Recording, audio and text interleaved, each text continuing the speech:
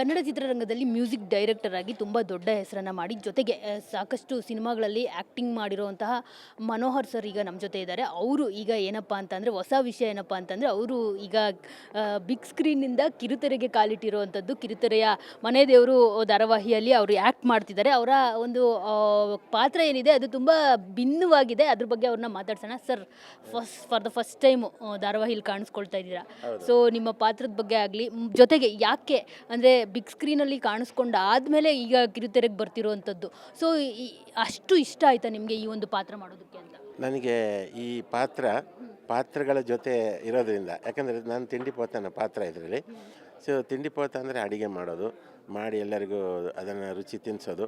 So ಹಾಗಾಗಿ ಈ ಪಾತ್ರಗಳ ಜೊತೆಯೇ ನನ್ನ ಸಂಬಂಧ. ಆಮೇಲೆ ಇಂಥ ಒಂದು ಒಳ್ಳೆಯ ಪಾತ್ರ ಕೊಟ್ಟಿದ್ದಾರೆ, ತಮಾಷೆಯಾಗಿರುತ್ತೆ ಇಡೀ ಧಾರಾವಾಹಿಯಲ್ಲಿ.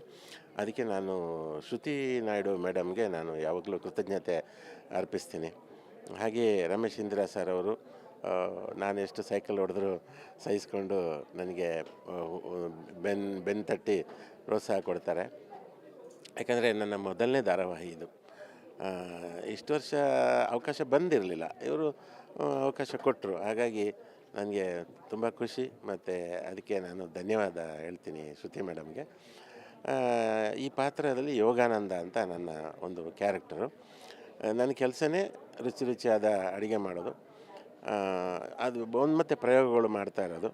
ಆ ಪ್ರಯೋಗದಲ್ಲಿ ಯಾವತ್ತೂ ಪಾರ್ಥೇನಿಯಂ ಚಟ್ನಿ ಮಾಡೋಕ್ಕೆ ಹೋಗಿಲ್ಲ. ಸೊ ಈ ಥರ ಏನಾದರೂ ಒಂದು ಹೊಸ ಹೊಸ ರುಚಿ ಮಾಡ್ತಾ ಎಲ್ಲರಿಗೂ ತಿನ್ನಿಸೋ ಪಾತ್ರಗಳು. ನಗ್ನಗ್ತಾ ಇರಬೇಕು ಅನ್ನೋ ನನ್ನ ಗುರಿ ಇದರಲ್ಲಿ. ನನ್ನ ರಿಯಲ್ ಲೈಫ್ ಗುರಿನೂ ಅದೇ. ಸೊ ನನಗೆ ದಾರಿಯಲ್ಲಿ ಸಿಕ್ಕಾಗ ತುಂಬ ಮಂದಿ ಕೇಳ್ತಾರೆ, ಯಾಕೆ ಇಷ್ಟೊಂದು ದಪ್ಪಾಗಿದ್ರಿ ಮನೋಹರ್ ಅಂತ. ಅದಕ್ಕೆ ನನಗೆ ಇವಾಗ ಉತ್ತರ ಸಿಕ್ಕಿದೆ. ನಾನು ನನ್ನ ದೇವರು ಅಂತ ಒಂದು ಧಾರಾವಾಹಿ ಮಾಡ್ತಾಯಿದ್ದೀನಿ, ಅದಕ್ಕೆ ದಪ್ಪಾಗಿದ್ದೀನಿ ಅಂತ ಈಗ ಹೇಳ್ಬೋದು. ಯಾಕಂದರೆ ನಮ್ಮ ಕಮಲ್ ಹಾಸನ್ ಅವರು ಯಾವುದೊಂದು ಪಾತ್ರ, ದಪ್ಪಗಿನ ಪಾತ್ರ ಬೇಕು ಅಂದರೆ ದಪ್ಪ ಆಗ್ತಾರಂತೆ, ಆಮೇಲೆ ಸಣ್ಣಗಿನ ಪಾತ್ರ ಆಗಬೇಕಾದ್ರೆ ಸಣ್ಣಗೆ ಆಗ್ತಾರಂತೆ. ನಾನಿದರಲ್ಲಿ ದಪ್ಪಾಗಿದ್ದೀನಿ, ಇನ್ನು ಸಣ್ಣ ಆಗೋ ಅವಕಾಶ ಬರಲ್ಲ. ಸೊ ಒಂದು ಒಳ್ಳೆಯ ಪಾತ್ರ ಸಿಕ್ಕಿದೆ. ನನ್ನ ದೇವರು ಒಳ್ಳೆ ಧಾರಾವಾಹಿ, ತುಂಬ ಖರ್ಚು ಮಾಡಿದ್ದಾರೆ. ಒಂದು ಸಿನಿಮಾ ಮಾಡಿದಷ್ಟೇ ವರ್ಕೌಟು ಮಾಡಿದ್ದಾರೆ ಈ ಧಾರಾವಾಹಿಯಲ್ಲಿ. ಹಾಗಾಗಿ ಇದು ಜನಕ್ಕೆ ಖಂಡಿತ ಇಷ್ಟ ಆಗ್ಬೋದು. ಎಲ್ಲ ನೋಡಿ ಆನಂದಿಸಬೇಕು. ಸರ್, ಅಡುಗೆ ಮಾಡೋ ಪಾತ್ರದಲ್ಲಿ ಕಾಣಿಸ್ಕೊಂಡಿರೋದು ಅಂದರೆ ಅಡುಗೆ ಮಾಡೋ ಇಂಟ್ರೆಸ್ಟ್ ಇದ್ದು ಅಡುಗೆ ಮಾಡಿ ಬೇರೆಯವ್ರಿಗೆ ತಿನ್ನಿಸೋ ಪಾತ್ರ. ಸೊ ರಿಯಲ್ ಲೈಫ್ನಲ್ಲೂ ಆ ಥರ ಏನಾದರೂ ಮಾಡ್ತೀರಾ? ಅಂದರೆ ನೀವೇನಾದರೂ ಕುಕ್ಕಿಂಗ್ ಬಗ್ಗೆ ಏನಾದರೂ ಇಂಟ್ರೆಸ್ಟ್ ಇದೆಯಾ ಅಂತ? ಈಗ ಅಲ್ಲಿ ಮನೆಯಲ್ಲಿ ಕುಕ್ಕಿಂಗ್ ಡೈರೆಕ್ಟರ್ ನಾನು. ಅಂದರೆ ನನ್ನ ಹೆಂಡ್ತಿಗೆ ಅದು ಮಾಡು, ಇದು ಮಾಡು, ಆ ಥರ ಮಾಡು, ಈ ಥರ ಮಾಡು ಅಂತ ಹೇಳ್ತಾ ಇರ್ತೀನಿ.